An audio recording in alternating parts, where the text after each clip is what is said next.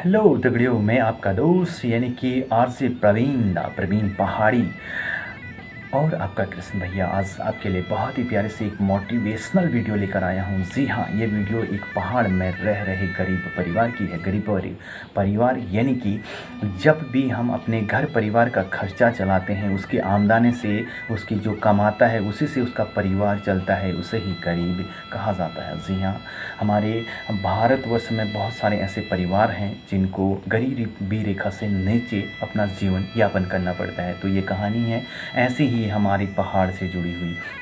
तो आइए शुरुआत करते हैं कहानी की। ये है कि एक गरीब परिवार रहा करता था। वो कहीं अपने घर से बहुत दूर एक कंपनी में अपना दिनचर्या के लिए अपनी जॉब किया करता था, मजदूरी किया करता था, दिहाड़ी किया करता था।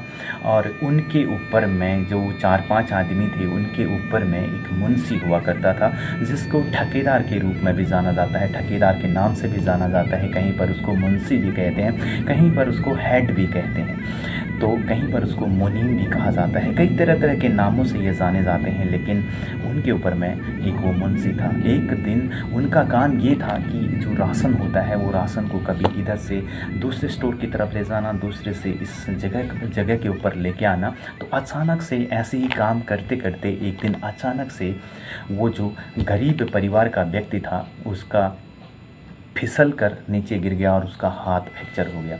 उसके हाथ फ्रैक्चर होने की वजह से उसके जो अन्य साथी थे उसको अपने साथ उठाकर पकड़कर जो है हॉस्पिटल तक ले गए और वहाँ पर उसका इलाज चला। इलाज चलने के बाद वो कुछ वापस आया उसी कंपनी में और कंपनी में रहने लगा। तो एक दिन अचानक से उसकी जो है उसका जो मुनीम है यानी कि जो मुखिया है, जो मालिक है, जो उसके ऊपर का जो मुंशी है वो आया और वो बैठे थे।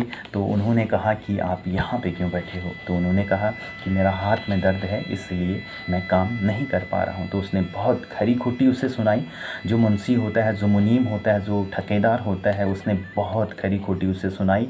खरी खोटी सुनाने के बाद उसने जो है बहुत गुस्सा आया, लेकिन कहा कुछ भी नहीं उस गरीब आदमी ने, और वो चुपचाप अपने घर को उठकर चल दिए। घर गए, जब वो अपनी पत्नी से मिले तो उनकी पत्नी को ये सारी कहानी जब उन्होंने सुनाई तो वो बहुत रोने लगी। और रोने के बाद उसने अपने जितने भी गहने थे, जेवरात थे, उसको एक उसमें खोल कर रखा और कहने लगी कि आप इसको बिक्री करके सुनार के पास आ जाओ। उस गरीब परिवार का जो व्यक्ति था उसने बहुत मना किया लेकिन नहीं माना। लेकिन बाद में बार बार पत्नी के कहने पर उसने वो गहने बिक्री ही कर दिए। बिक्री करने के बाद उसे काफ़ी सारे पैसे मिले। उन पैसों से उस गरीब आदमी ने एक गाड़ी खरीदी।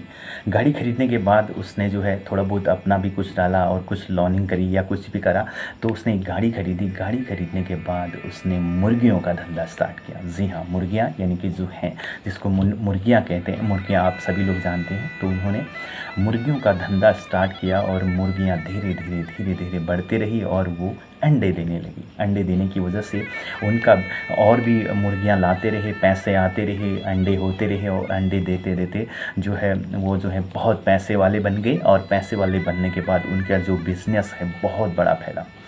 तब उसके बाद उस आदमी ने अपनी पत्नी से कहा कि प्रियतम, अब मैं तुम्हारे गहनों को वापस लेके आता हूँ। तो उनकी पत्नी ने फिर भी उनसे मना किया, कहा कि अभी ये गहने नहीं लेके आने हैं, हम और मुर्गियां खरीदेंगे। तो उन्होंने और मुर्गियां खरीदी। मुर्गी खरीदने की वजह से उनका व्यापार और बड़ा, अंडे भी और ज़्यादा आने लगे, बच्चे भी होने लगे मुर्गियों के और खूब सारा पैसा आने लगा।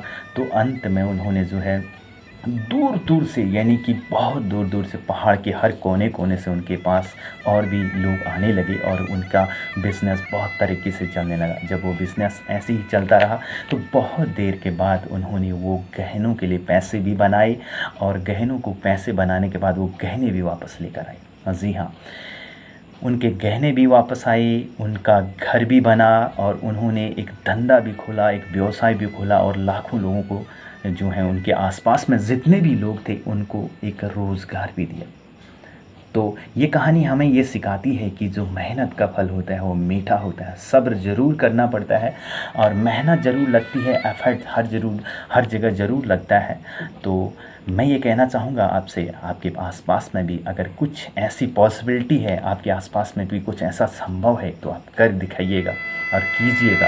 और मैं बहुत जल्दी आपके लिए फिर से ऐसी वीडियोस लेकर आऊँगा। तब तक के लिए आप अपना ख्याल रखिए, अपना ध्यान रखिए और मुस्कुराते रहिए, हमारी कुमाऊनी संस्कृति को आगे बढ़ाते रहिए। Thank you so much for watching this video.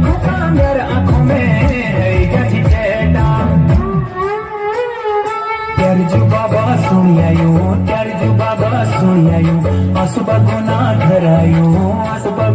घरायो मैं